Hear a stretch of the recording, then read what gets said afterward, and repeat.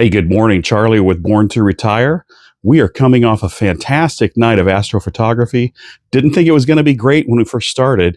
The clouds were kind of coming in. It's spitting snow right here this morning. But last night we were unsure whether it was going to be a great night or not. It turned out to be a fantastic night and kind of the convergence of great astrophotography and some deep thoughts. So, intellectual thoughts merging with the science and technology of astrophotography provided by the SeeStar S50.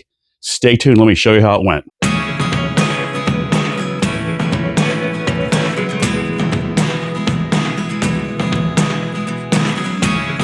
never really know what's going on. Look at me sometimes like all you want to do is run. Hear me out, hear me out.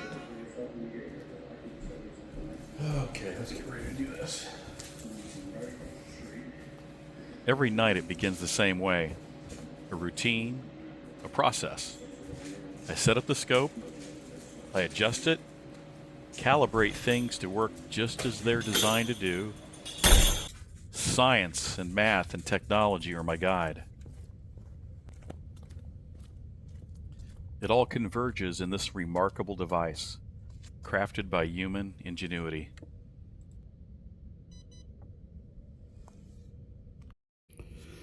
Okay, it's a cold night out here. It is 25, not as cold as it was last night. It was about 0 last night right now. But first we go to the SeeStar app and we launch it. I've already connected to it, so it's ready to go. It's 100%. So to connect to this thing really quickly, all I have to do, it's cold out here, go down to the lower right where it says me, and then I do a couple of things generally to make sure we're in good shape here. I'm going to go to anti-do. I'm going to turn that on. Then I go down to advanced feature at the bottom there, and I click on that. And I'm going to keep 10-second exposures on the top of that first option. I'm not going to change that. Ooh, I'm crunching around on ice here. Then I'm going to go to calibrate. I'm going to leave the compass alone, but I'm going to go to adjust level. Please level your SeeStar. I'm at 0.9 to 1, so I'm going to try to get that down just a little bit.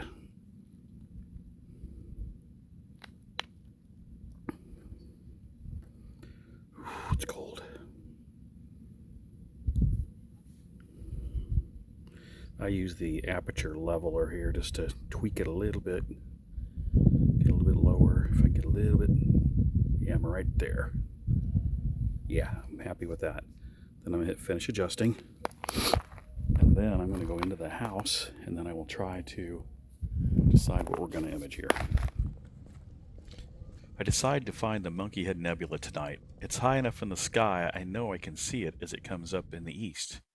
So I go to the app, look through and find the Monkeyhead Nebula, follow the 5 steps to target, find it in the sky atlas, frame it, select what I want the final image to look like.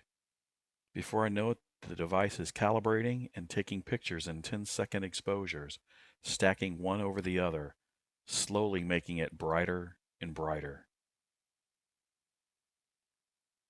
Okay, so it is a little bit warmer tonight. It's 25, and that's to the east, and you can tell there's a little bit of cloud cover there. There's Jupiter. You can't really tell. That's Orion coming up there. You go around to the west, see Saturn, Jupiter, or sorry, Saturn, Venus. You can see the clouds there. It's going to show partly cloudy tonight, so I don't know if it's going to be a good night or not here, but we will try.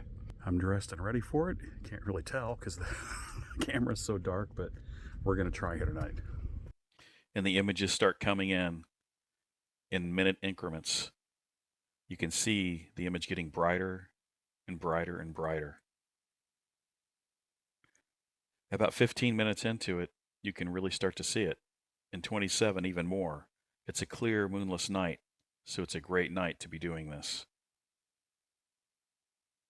I go out to make sure the app is still working as intended, so I don't have any problems later on.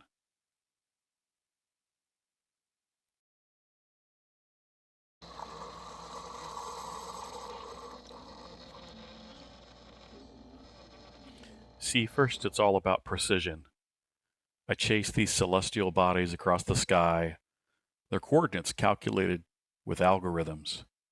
Saturn's rings, Jupiter's storms, the pale light of Andromeda, they're data to be captured, studied, and quantified. But something happens once the telescope is set up, once the images start coming in, and the light from billions of years ago reaches me here, now. The science gives way to something else, something deeper, harder to measure. I wonder who else might be looking back. How many eyes across those many worlds have seen these same stars? I think about how small we are, how fleeting, just a speck in this infinite vastness. And yet, here I am trying to understand it, a fragment of the universe, aware enough to ask questions about itself. You see, to me, in the end, a telescope isn't just a tool for seeing distant galaxies. It's really a bridge to wonder, to humility, to a quiet understanding that maybe the answers don't matter as much as the questions. It's then those voices from the past tug at me.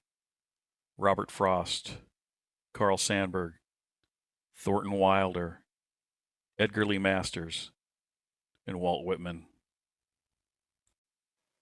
And they all seem to echo the same thing into my ear as I look up in perfect silence at the stars.